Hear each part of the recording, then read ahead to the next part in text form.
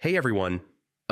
If your Chrome extensions are acting weird in 2026, like crashing, not responding, or broken settings, resetting them can fix most issues. In this video, I'll show you how to reset Chrome extension settings step by step. First, open the Extensions Manager inside Google Chrome. This is where all installed extensions are listed and controlled. Next, find the extension you want to reset and click on Details. This shows all permissions and settings for that extension. Now check if there is a reset option or storage clearing option. Some extensions allow you to clear saved data directly. After that, if no reset option is available, remove the extension completely.